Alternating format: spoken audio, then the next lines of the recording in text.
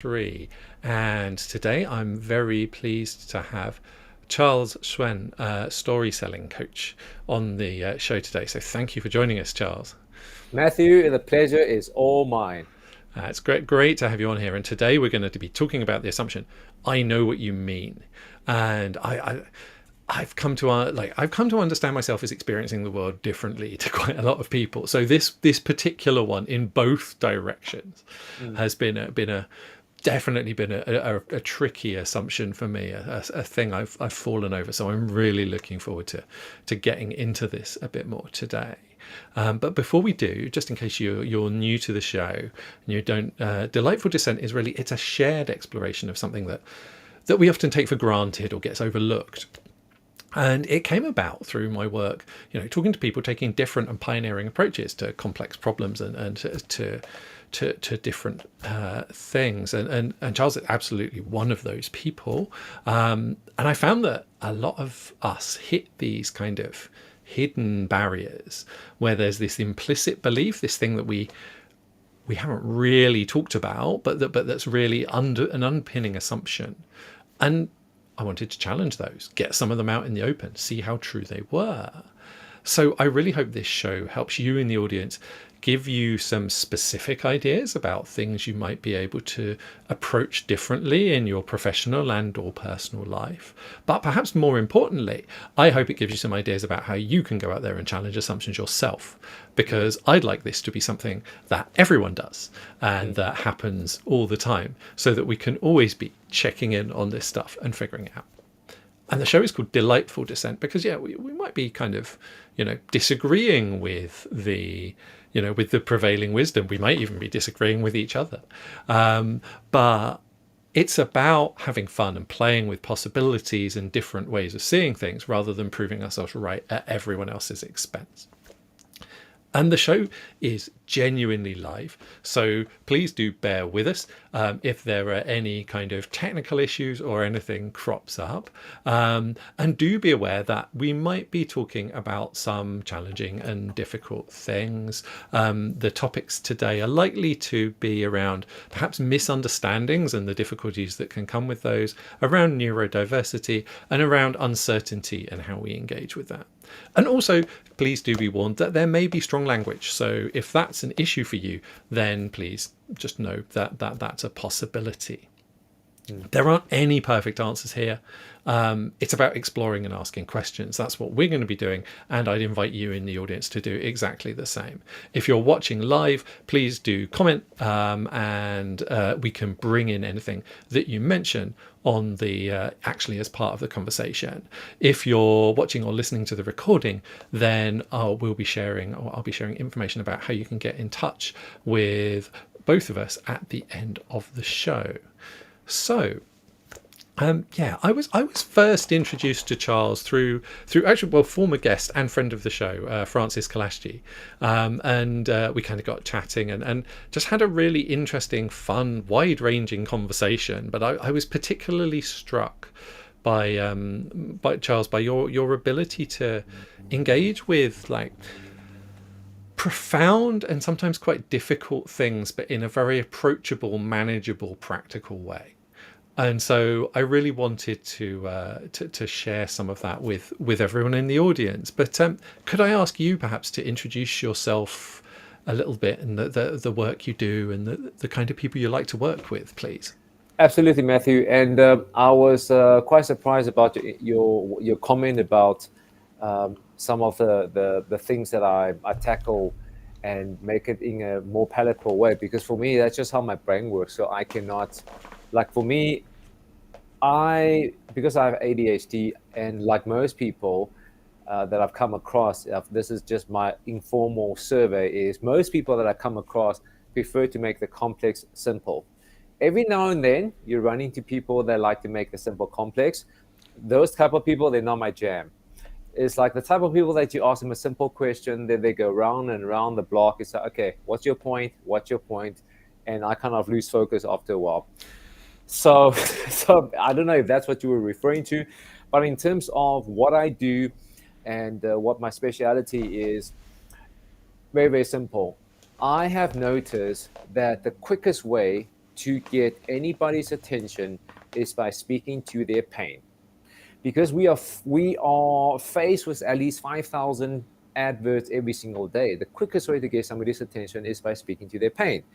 So I work with business owners to master that.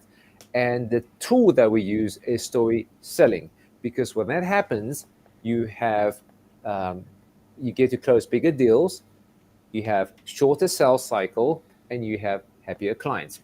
So I've just been summarizing it and working on the process over the years, and I've noticed this is something that is a totally transferable skill. So I wake up in the morning loving what I do.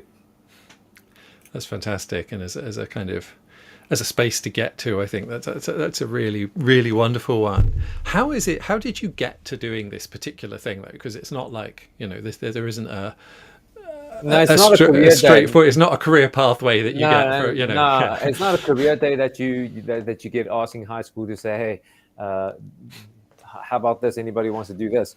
So I remember growing up, I was forever getting into trouble.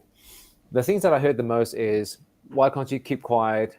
Why can't you stop talking? Why can't you just? Then my parents took me to see a doctor. That's when I was diagnosed with ADHD. But because of ADHD, the whole time ADHD was labeled as shame and blame. Anything related to ADHD was never anything good. I'm messing up. Oh, it must be because of ADHD. Charles can't sit still. Must be his ADHD. Charles couldn't focus in class. Must be his ADHD. And because of that, I had to find different ways of surviving. So, like, we all have natural skills. So some of the skills that we're born with, for example, if somebody is a fast runner, they might get into athletics in school, or somebody is good with academics, they'll go towards that. I wasn't born with those skills. So I had to find certain things to cope with, to survive, to help me pass school, as an example. And if I look back, there was a genesis to make it complex simple. Because I had to summarize whatever I learned in school in a simple way, because simple is memorable. Memorable is repeatable. And I find the easiest way to make sure if you understand something is by you teaching it to somebody else. Then you get to see how much you know. And I studied financial accounting. Financial management. I wanted to be a stockbroker, but I ended up working for a bank for like 7 years, which was the worst period of my life. It was very, very boring, shirt and tie every day. Until I got into sales one day. That's when I realized, wait a minute, this is something that I'm actually naturally good at. I must say, look, I got a lot of sales training and coaching over the years from the company that I work with. So I've also learned that it's something that you can always improve on. But to answer your question, how did that actually develop? So this is just the background, how I realized, like, first of all, I was good at selling. And the other thing I realized is my last official job was, I was used to working in advertising, a company called Entrepreneur Media. And I was there for 4 years. 3 out of the 4 years of the top performer. I won weekly, monthly, annual, yearly prizes, overseas trip. So I started reflecting, like, we all have the same technology. So Matthew, let's say if you were my colleague, we have the same laptop, we have the same training. Why is it that I am beating everybody else? I started reflecting. Few things stood out.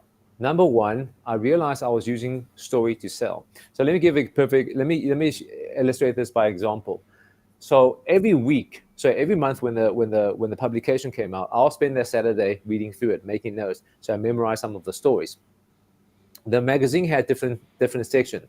Start your business, grow your business. Start your business, grow your business, and start, plan, and grow. I think that's one of those. They focus on startups, people that's growing, and the people that's listed companies, different sections. So let's say, Matthew, you are a startup and you come and chat to me and say you wanted to advertise in the publication. What I will used to do is I'll mention certain people that's mentioned in the magazine to say, hey, we actually recently featured this merchant. Have you heard of them? Yes, I have. So this person is doing this and this. Is this somebody that you want to get hold of? Yes. So that's what I'm talking about. Instead of saying these are our stats, I mentioned this person's name, a brand that you're familiar with, a brand that we are featured, And this is the type of people that you want to get hold of to advertise your product. Story selling, using stories to sell. And then you back it up with stat. Oh, by the way, the sector that you're looking for, we have X amount, demographic, story selling. And that's what I'm talking about. That I started to coach my other colleagues, because this is something that is easily transferable. And that's how the whole process of coming about. And I started this journey back in 2018. Oh, cool. That's when I started doing my own thing as well. Interesting. That's, yeah, we were coincided. So both kind of went off in our own direction that year. That's nice. So yeah, no, I really, yeah, I think it's such a fascinating thing, and that the power of the stories that we tell to other people and to ourselves as well is a huge thing, and a very overlooked part of the work when we're in such a data-driven kind of world, and so many of our decisions are actually kind of narrative and emotional rather than being truly data-driven. You know what? I don't know if you've noticed this or not, that if you are, well, in South Africa we call it having a braai. In UK, I don't know, you guys call it a barbecue. What do you guys call it? Yeah, got it. A barbecue. Okay. Yeah. So if you are at a barbecue, or actually at a pub, let's say if you hang out with your friends at a pub, and they ask you about your day, you are going to use everyday language. You're going to be sharing stories. Oh, you know what happened to my colleague? Oh, you cannot believe this guy. Oh, my new boss. You know, you share stories. But all of a sudden, if you're in a boardroom, we use big words that make us sound impressive. You talk about ROI. You talk about this figures. You talk about exponential. You talk about pivot. But you don't use those words when you're at a pub. So that's when I realized that there's a disconnect. Why you are connecting with your mate at a pub using everyday language, do the same in a business meeting. Using big words doesn't make you smarter. It actually alienates you from the crowd. It's like if you go to a doctor and the doctor give you a whole list of jargons, he might sound smart, but for you, it's not helping you at all. It's that huge gap of like, okay, I understand in abstract, but what does that mean for me? Exactly. And that's the key that I'm always pushing my clients to use simple language. Don't use, so as a rule, when we are working coaching, I'll say to them, Matthew, for example, in your line of business, what are some of the jargons that get coming up over and over again? Give me 5.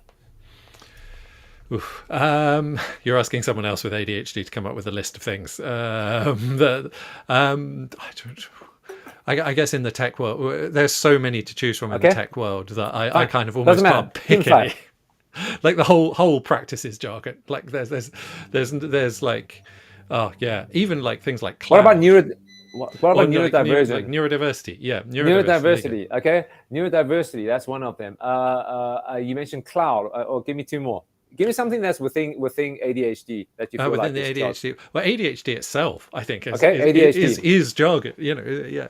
Okay. So as an example, I'll get you to write out 5 jargons that you use in your line of work every day. During the session, during the next few months, you're not allowed to use those words.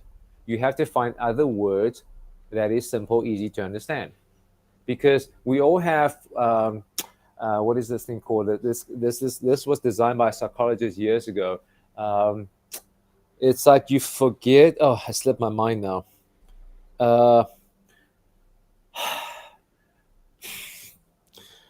Oh my goodness, it's on my laptop somewhere. It'll come back. It'll come back. Basically, if you are so used to certain jargons, you forget what it's like not to know something. I'm pretty sure you know it too. Burden of knowledge. I think curse of knowledge. Yeah. And we're trying to break the curse of knowledge, because you forget what it's like not to know what it is. So during the workshop, you're not allowed to use jargon, find other words. And even so, think about it, like even a simple word could have different meanings to different people. So if I have to say to you, Matthew, what is a home? Give me a definition of a home. Yeah. My difficulty is you like, because I'm thinking now in terms of like all of the different possibilities, that I'm really struggling to come up with any words for it, which I think is a really interesting, like. Okay, if somebody in primary school, let's say a grade 1 person, say to Uncle Matthew, we learned this thing called a house. What does that mean? A house is a place where people live. I think home is somewhere where you belong, but that's You see, there's a even so, as an example, even such a simple word, and you ask 10 different people, you get 10 different definitions. So that's my point. Like, if such a simple word, a common word like a home, as an example, can have different meanings, can you imagine the layers of jargons? How complicated that makes everything to be, because it comes with different stereotypes. Because again, it brings down to simple is memorable is portable. So as an example, when you're watching a movie, have you watched any good movies lately, or next month, or next week or so? I watched Glass Onion, Oh the yeah, new yeah. We watched Netflix. it. Yeah, I watched it over the weekend with my wife. Brilliant movie. I'm not going to give away the exactly. the. Yeah. It's like, but it sucks up. It's Anyway, good. It's worth watching. okay. So as an example, I think the movie is what, 2.5 hours. So if somebody had to say to you, "What's Glass Onion all about?" you most likely will summarize it in 30 seconds. Exactly. So it's the same in selling. Like I've seen this over and over again. Stories like the mistake that people make is they do what I call the pitch up and puke up. They rock up and they show you everything, and then you're like, okay, what am I supposed to remember? Yeah, there's no way for people to make sense of it, and it's a real, like, I think we're getting really close to actually onto the assumption itself here. But before we really get into that, do you have a quote that you'd like to share that kind of, gives us a bit of an angle on this for you? Well, it's something that I'm sharing with you, and also something that I'm trying to remind myself every day. And it's a quote that says that the biggest communication problem is we do not listen to understand, we listen to reply. And that's by Stephen Covey. We listen not to understand, we listen to reply. And this happens, sadly, a lot more and a lot more frequent when we're dealing with somebody that's close to us, i.e. our families, our siblings, our parents. I see that. I'm guilty of it. I'm putting up my hand. Like, my wife hates it. She's like, "You didn't even let me finish." But I'm like, well, 70% of the time, I kind of know what you're going to say. And the times that I get it wrong, she's like, "You see, you didn't let me finish." And vice versa. And vice versa. And it's the same in sales. It's the same in everyday life. Like, I've actually read a study about this, like with doctors, like on average, how quickly a doctor interrupts a patient. I think it's less than 20 seconds, which is scary, because how are you supposed to make a diagnosis within 20 seconds? It's very, very scary. So I think this is not just with sales. This goes a lot more further. If you just find out what the person means instead of just what they're actually saying, which I remember sharing this. I suppose the story will help illustrate the point. The mother and daughter, Jennifer and Christopher. So when Christopher was a little boy, around I think 5 or 6, he came home one day and said, "Hey, mommy, we learned how to do maths." And she's like, "Wonderful. And what did you learn?" "Mommy, we learned that 3 is half of 8. So she's like, "What? What did you say?" She said, "Mommy, we learned that 3 is half of 8. And Jennifer was a primary school teacher. She almost had a heart attack. She's like, "What are they teaching kids at school these days?" So she picks up little Christopher, puts him on the table, and take out a roll of like M&Ms. So puts 4 on one side and 4 on one side, and put it divided to say, "Okay, Christopher, how many on this side?" 4. "What about this side?" "Mommy, I don't need to see. I know it's 4. "See, Christopher, 4 is half of 8, not 3. Christopher thinks for a second, jumps off the table, takes out a piece of paper, make a figure 8, tears it into half, and say, "See, 3 is half of 8. If we follow that logic, if you fold the 8, 0 can be half of 8, 4 can be half of 8, 3 can be half of 8. We only know what the person means if we actually find out to say, "What do you mean by that? Tell me more. How did you reach that conclusion?" That is, I think, if we try to do things and approach it in that way, like, I try to, first of all, my wife is definitely my lab rat, because if she gives me an instruction and it seems very vague, and I'll say to her, honey, I need more. What do you mean by that? It's very vague to me. So I'm using her as a lab rat to force me to use that as a everyday vocabulary. But that being said, Matthew, it's something that we have to work on. And I think yeah, there's so many sides to this particular one, and it's a relationship to like this assumption that we know what someone else means. And I think for me, one of the things is I actually have a working assumption that I don't, because I've lived for so long, a bit like the world showed me that clearly young. And so I'm actually really careful, and I ask a ton of questions. And actually, I also get in trouble for that. And I think there's a really interesting balance here, Yeah. because like some of the questions that we ask sometimes, that's like, it's seen as asking too many questions, or asking like, I never understood as a child when I was asking all these questions why I used to get in trouble, because I needed them to understand. Did they find you like nosy or getting a bit too Nosy, or personal? like, or that what I also come to understand is that people found it kind of like I was challenging them by asking questions, when I was just asking questions because I needed the answer, and they were like, well, the answer, like I was being difficult, or it's like, actually I just needed to know the answer so I could figure out what someone else wanted of me. You know what? That's a very good point, and I think like we must not take it personal, because sometimes that person could be just having a bad day. Like for example, today I did not get a good night's sleep the night before, and normally I'm all for questions, but if people had to ask me questions or they beat around the bush, I'll get irritated. It's like, just get to the point. What are you trying to say? It actually happened today, right? So I'll give you an example. So Thursday is bin day by my house, and the gardener is here and he's mowing the lawn, and because of that, there's grass in the black bags.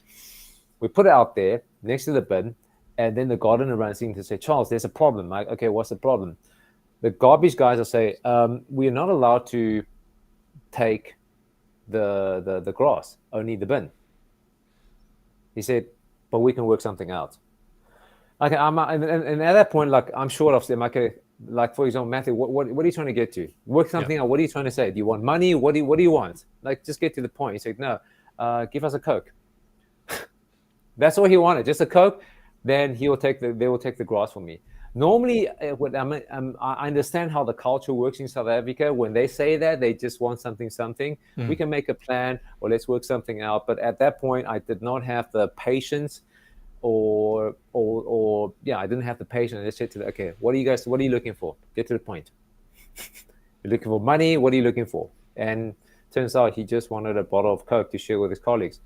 And now, Matthew, every Thursday, I'm going to make sure I have a bottle of Coke ready so I can get my grass taken off. And also there's this thing of like, there's something around this of actually really interesting about inferring what people really need, or what needs aren't currently being met from what people are doing and asking for. Because like for me, I'm thinking, well, actually, if it's hard to know how someone else is experiencing the world. I've never been collected bins, so I don't know what the needs are in that job, and I can kind of guess, but like it wouldn't necessarily occur to me, because my experience doesn't line up with that actually what would make their lives much better is just having a drink. And that if that was available on their round, that would be a good, so there's something around this, and around like being really, it feels like kind of a gift actually on some level, if we can give people this chance to figure out what their needs are as well, like underlying needs, because there's something in there. It actually depends. I've noted, I'm speaking for myself, that if I am coaching a client, then I'm actively listening, trying to find out. But with everyday life, I kind of like have an on and off switch. So doing coaching as an example, I will say to them, how can I best help you right now? instead of something called the advice monster. Oh, you know what you should do? You should be doing this. Or have you tried this yet? I will be very active and conscious and asking you, for example, Matthew, so how can I best serve you? And you might say to me, oh, I actually just need to go to the toilet, or I just need a Coke. So yes, absolutely. But I must say, I am guilty of that. I have an on and off button in everyday life. I don't normally ask people, especially the bin guy, how can I best serve you right now for you to take this rubbish off my ground? Yeah. And you're right. We can't do it all the time, but I think there is something for me, in this. I know what you mean in spotting the small tells that we're wrong. It's like and working with that. It feels like there's something around it. We can't go through questioning everything all the time, because It's too exhausting. it would exhaust us, and it would exhaust everyone around us as well. But it feels like there's something around knowing when there's something a bit off in that. And does that resonate? Is that something that that fits with how you think about this as well? Something a bit off. What are you talking about when somebody's trying to take advantage, or they're trying to ask for something that might be breaking the law? What do you mean by that? No, I don't necessarily. Maybe, but also like just when what you've said hasn't landed, or you haven't understood, or you've said something like there's been an exchange, and it's like sometimes it's just that people, you say something to someone and they don't look like you'd expect, or like you've understood them. Yeah. Like they don't. You've said something, and this is a thing I do. Like I'm so used to kind of explaining something and someone else not understanding because they don't share my lived experience, that I often would just be like, oh, and I'll just drop it. And people who are kind of sensitive to this are like, well, wait, actually, did I not get that right? And sometimes that's quite a rare thing. It depends, because I can see that sometimes if let's say if I'm at a shop, for example, and I'm looking for certain things, and I can see the person's, they're nodding, but I can see on their face, when I'm asking them, they have no idea what I'm saying. So sometimes I just get straight to them and say, Matthew, do you understand what I'm asking, or are you just nodding for the sake of nodding? Yeah. I'll get straight to the point, because I need to find out. Yeah. And then the truth will normally come out. And I think being willing to say, actually, are you getting me? And I think there's a lot of blame in this as well. It feels like if for me, I kind of put all of the burden of being understood on me. Okay. And I know other people who actually feel the opposite and expect the whole world to understand them kind of implicitly and get very angry when it doesn't. And actually, it's neither of those is actually the kind of reality. It's somewhere in between. And there's something about creating something together. There's a mutual understanding element of this, and I think it's really interesting when you're talking about the selling work. Is actually, it feels like a lot of what you're talking about is creating a mutual understanding. Absolutely, absolutely. It's because one of the things, the key for me from being in sales for so many years is understanding what they need. Because if you understand what they need, then you know what to sell them. And I've seen this happen over and over again. Especially with telesales, they don't ask you. I'm sure on their side you get telesales too. When telesales people phone you, do they ask you a single question? Exactly. It's like a disease that they have. They don't ask a single question. They start telling you all these things about the product. You don't. A perfect example: if they phone me up and say, "Hey, I'm phoning to offer you car insurance." Okay, first of all, do you even know if I own a car? Right, and if I'm happy with my insurance cover, they don't ask a single question, and that is the quickest way to put somebody off, because nobody likes being sold to. We love to buy. We love to buy, but we hate being sold to. And that's what I'm saying. One of the key that I've noticed is asking questions. And I guess it's not just because I have not come across a single person that I'm not just, this is extending beyond cells. I've not come across a single person that does not want to be seen, heard, and understood. Tell me which human being does not want to be seen, heard, and understood. And that's what I'm saying. It's beyond cells. And that's by asking questions. How did you come to that conclusion? What makes you say that? And a lot of times, especially in argument, that actually takes the pressure off us. So let's say I don't know. Let's say, Matthew, you for some reason, you said to me, "Oh, you are so arrogant, or you're so narrow in your ways." Instead of me getting defensive, I can say to Matthew, "What do you mean by that?" And now it's not on me. Now, Matthew, you have to defend what you just said now, because you're the one that made that statement. Now you have to explain yourself. The pressure's off me now. And it also potentially gives you something actionable, because I think this is one of the other things. It's like, there's nothing, if you tell someone they're arrogant, it's like, well, what does that mean? You know, Okay, what must I do with that? We kind of know it. We know it's a bad thing. We know what it looks like, but in the specific circumstance, it's like, well, what part of my behavior made you think that? And if we can't figure that out, and usually we can't, then there's very little we can do about it. So and I think that's part of, when we're told that stuff, it's like, great, well, you've told me something negative, and I can't, but without giving me the information to address it. It's like, thanks. I'm glad that you mentioned that. As one of the coaching things, it's something called the SPOT. The spot feedback is exactly that. So let's say, SPOT, S stands for specific, P stands for possible outcome, possible income. Let me start again. S stands for specific, P stands for possible impact, O stands for opportunity to improve, T stands for timely. So let's say you're talking about you're arrogant, okay? Specific. When did this actually happen? It was on Wednesday doing a call with Matthew, okay? What exactly happened? What is the possible impact? Oh, you said this and this and this, okay? And what can I do in this case as an opportunity to improve? And you do it timely. So spot feedback, I find that it helps a lot.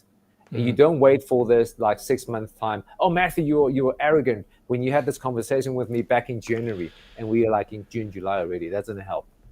Absolutely. So spot feedback, yeah. Again, I'm saying this to remind myself to have spot feedback, to be specific, to tell people this is a possible outcome, and to say to them, this is what we can do to improve, and we do it in a timely manner. Spot.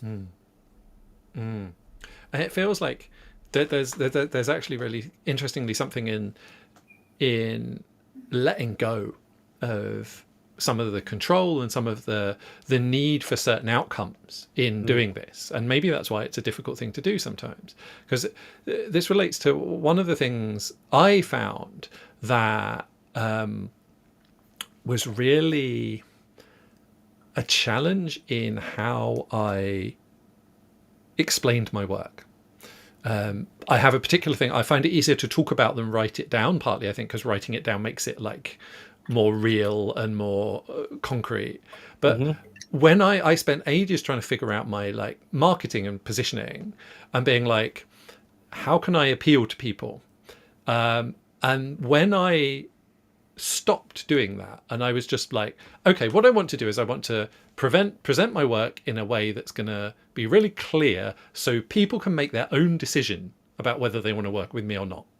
And trusting that my work was worth that some people would be like, yes, I want to work with that person. But also trusting that like the clients I didn't want would look at it and go and sort themselves out instead of having to like, and it's like, but it was so hard before that point. And it also feels like, when you're giving feedback, there's a bit of it that's like, actually, you have to give feedback quite freely as well. It's like, because you have to try, there's a bit that's almost like, you have to wear your big boy pants. Put on your big boy pants. Yeah. And also that you're like, I might have misread, and arrogance is a really interesting one, because arrogance is a really common thing that's ascribed to neurodivergent people. Okay. It's a common, and and one of the whole kind of difficulties around neurodiversity is, when we experience the world in a different way, people can kind of misread us. It's like, oh, the surface behavior will look like something that people assume is one thing or means one thing, but actually it'll be coming from a very different place and mean a very different thing from Mm. me. Mm. And so if people are, and the questioning is a really good example. It's like people think I'm being difficult. Actually, I'm just trying to meet my need here. I'm not like I'm. So there's something in that feedback thing where we have to be quite loose about our own inference, our own understanding of what someone else is trying to do as well. You, So you it know, feels like, the point that you mentioned, right? It's so what I find quite useful, and because I've experienced that before, like, oh, why are you asking so many questions? So, or why are you being nosy?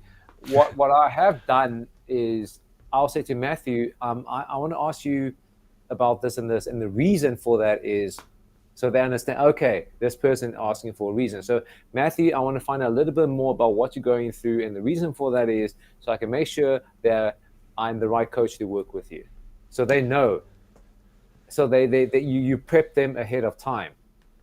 So they know there's a yeah, reason for these questions. Or I've got 5 questions, and the reason for that is I need to make sure we can work well together because of X, Y, Z. That's I what I think find helps. that's such a practical way of dealing with this problem. And I think, part of the reason we make these quick assumptions and we always jump to I know what you mean is sometimes because we just don't have the tools to do anything else. We kind of have to. And being able to ask the question, but then be able to say, and this is why I'm asking the question, That's is why it takes a lot of thought, right? It takes a lot of thought to it's a something that we have to actively work on because we're not taught this in school. no, We no, we're not taught to ask questions in school. no. I not. I mean, in school you were taught to memorize, and there's only a right or wrong answer to everything. Either right, you're not really taught to ask questions. So I think that part. But kids always asking questions, and even asking questions is speaking about now we're talking about it's a big. It's a there's even that as this technique. So I'll give you example. Let me use an example. I have a allergy about the most question.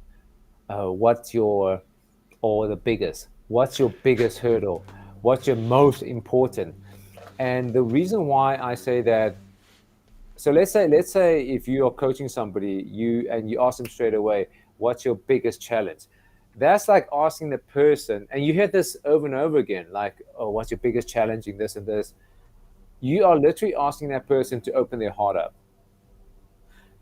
They're not going to be comfortable doing that straight away. You need to earn that trust. So it's like, imagine you go to a pub and you meet up with a group of strangers, and the first thing you say to them, hey guys, can you tell me your deepest, darkest secrets?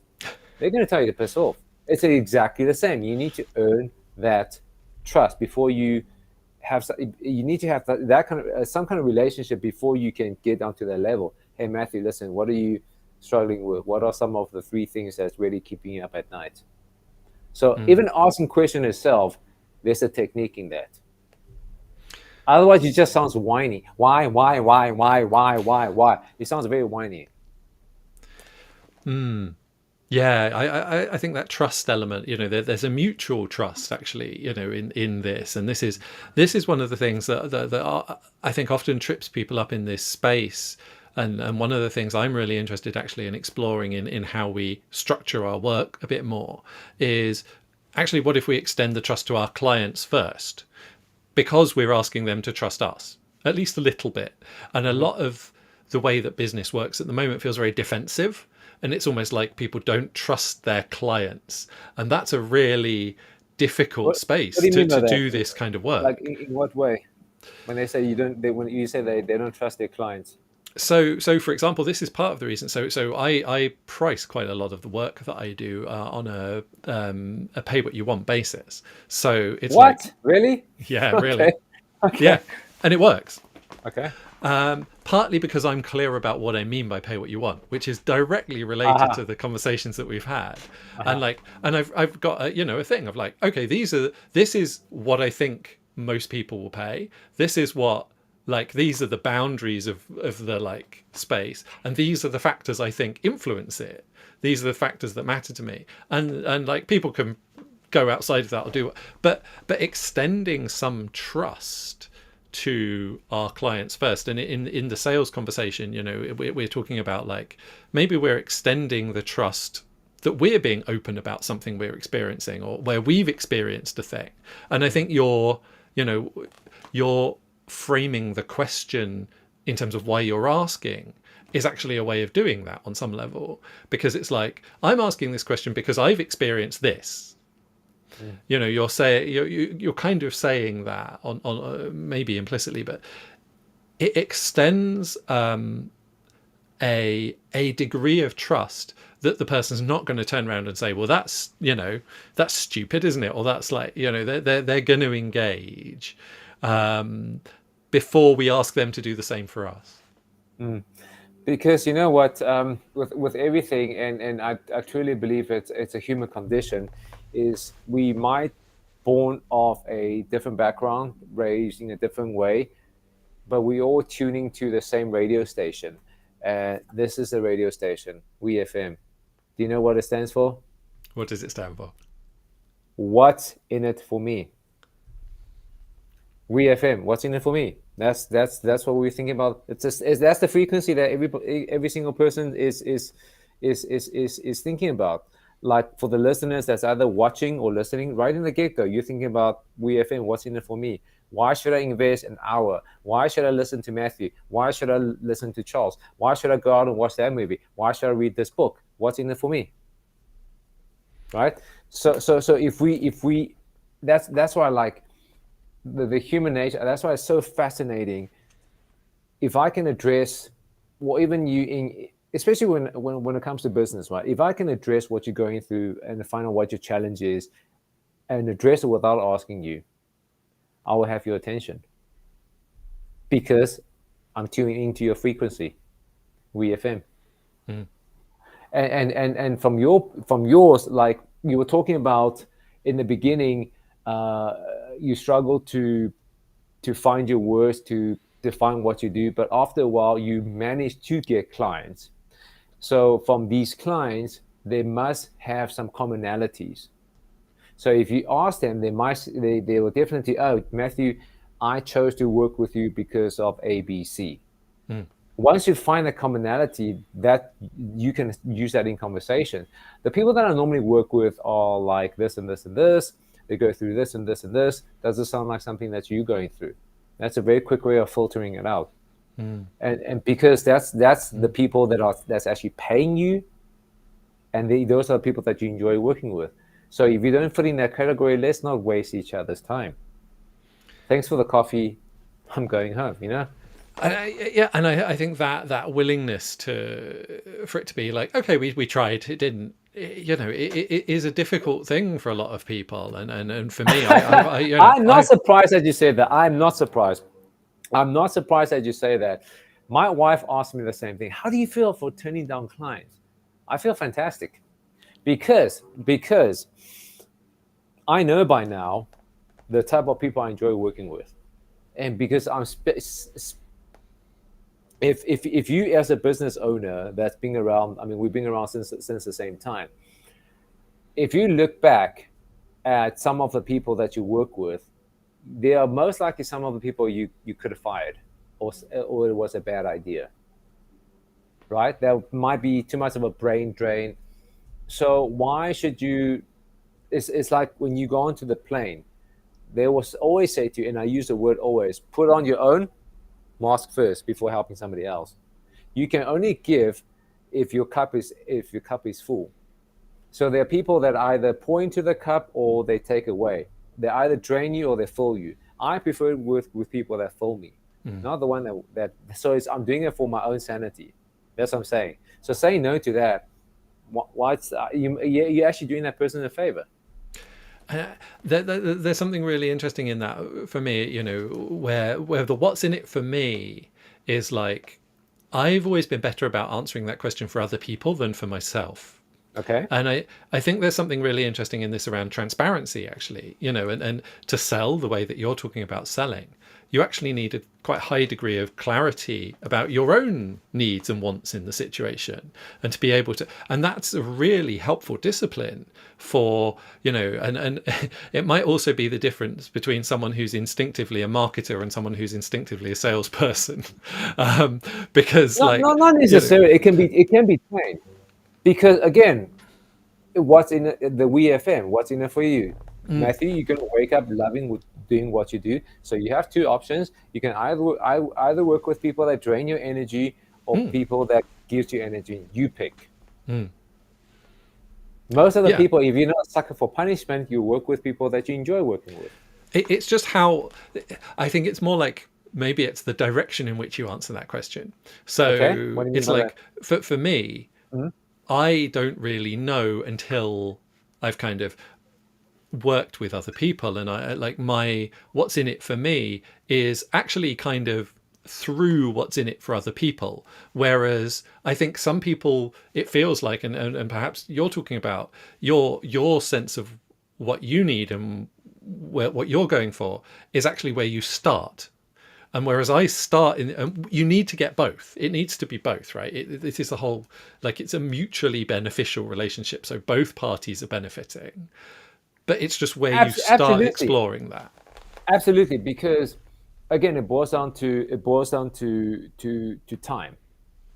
Like, I'd rather be working and actually, okay. So one of the things that in my coaching I mentioned is something called the buyer's pyramid. So think about this for a second. So let's say if you draw a triangle, 90% of the people, they are not your target market. 7 of them are open to what you have to share, and three people will be ready to buy. So I'll use some example. Are you in the market to buy a new phone in the next day or 2 days or 3 days or a week? No. Okay. What about a new pair of reading glasses? I do actually need a new pair of Okay. glasses. Yeah. What about earphones?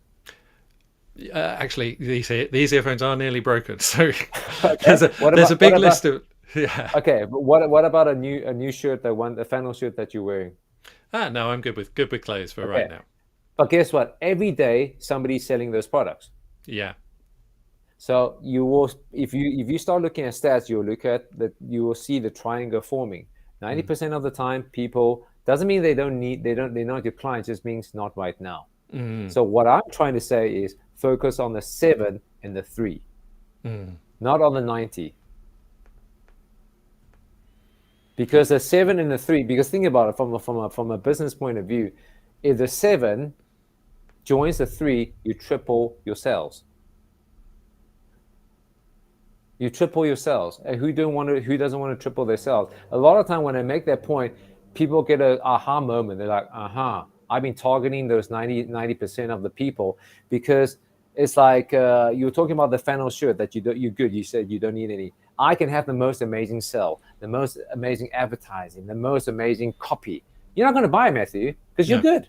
Because I don't need it. Yeah.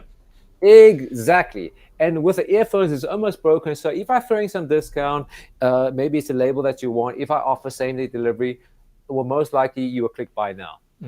That is what I'm saying. So if we focus on the 7 and the 3%, everybody's happier. That is what I was trying to say. That depending on where you want to spend your time, because time is a very, very important commodity. And I think it's really interesting because that timing aspect is like, when is the right time for someone to engage with, and for me, I think one of the interesting things in this is how we work with a service business versus how we work with a product, with a physical product. And one of the things I'm really interested in and kind of have been exploring is there are different aspects of what I do for different times. So for example, like, well, sometimes someone might be looking for a specific answer to something, and there might be some content of mine that someone Okay. wants for something. There might be a specific thing. Sometimes people might be exploring, and they might be kind of broadly in the area of what they need, and then there might be a workshop. Or sometimes people might want a really deep dive and might want one-to-one work, and that one-to-one work can actually take different angles too. Is it more technical and practical? Is it more kind of theoretical and around different ideas and what ones might serve you to explore? So it's like there's a whole load of different things, but the same. There's a core of people who have this problem enough that they ever need to do anything about it, but that they have different needs at different times. And I think when we're thinking about service in particular, bearing in mind that we can maintain a relationship through some of this stuff with people, and it's an ongoing thing.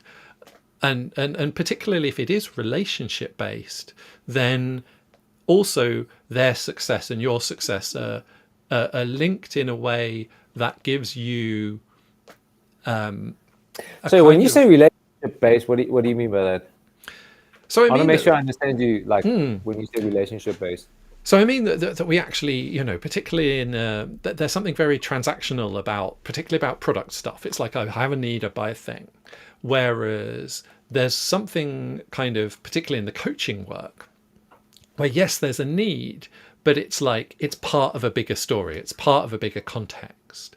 And so there's an ongoing kind of relationship as things change and develop, that you're kind of working with someone around for a longer period of time.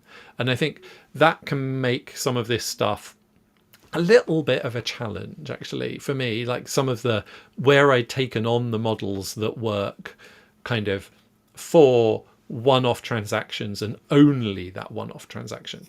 And there's a both and. I completely get there's a both and. There's a like, how can you do the one-off thing in that wider relationship context, I think is the question. Okay, so would you say, if you're going to a doctor like a GP, would you say that's service-based or product-based, his consultation?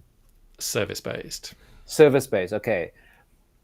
So when you talk about relationship, are you looking for your GP to be your new BFF?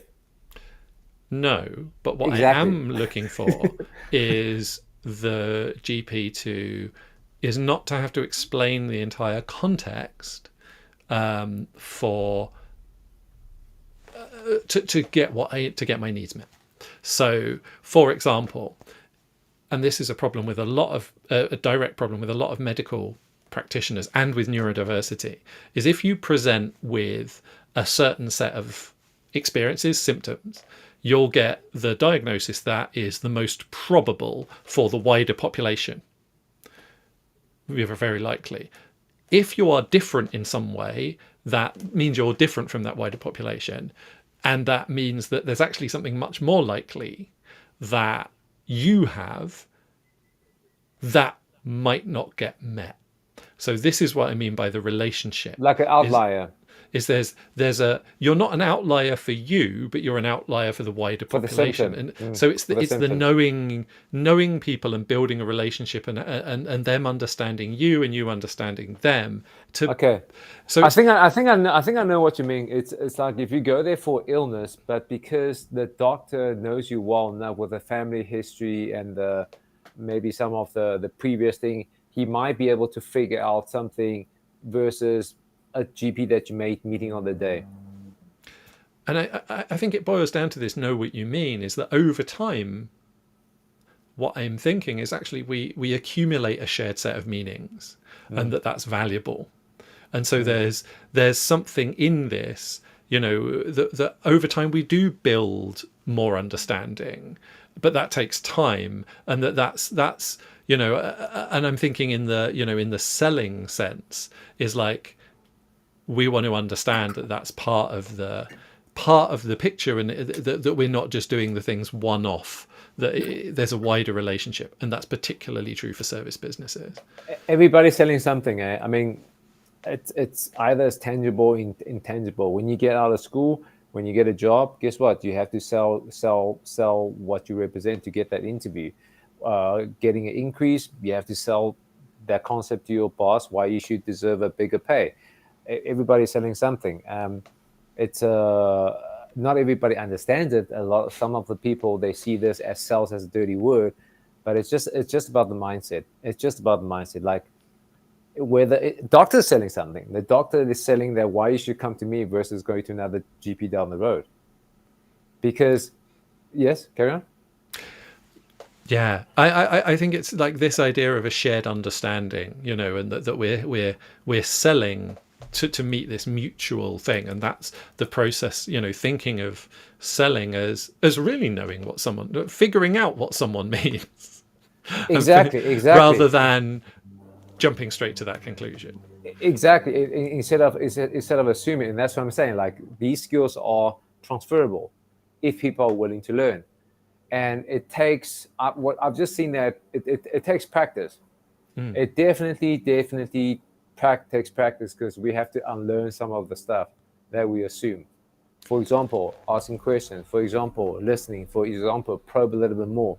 For example, summarizing. So one of the techniques I share with people is, let's say doing a meeting, to summarize it. So Matthew, what you said is this. And if I understood you correctly, is this and this and this. And what you're looking for is this and this and this. I state out what you said, I summarize it, and I end it with a conclusion. When you have that, then, and you say, yes, that's correct, Charles, then I know we have a mutual understanding. Because I didn't misunderstood you. You confirm everything I said. So that means I heard you and I understood you. And I think that I understand what you mean by story selling now in a much deeper way, because it's that's a coherent story. It's got a beginning, a middle, and an end. It's like it's a bingo.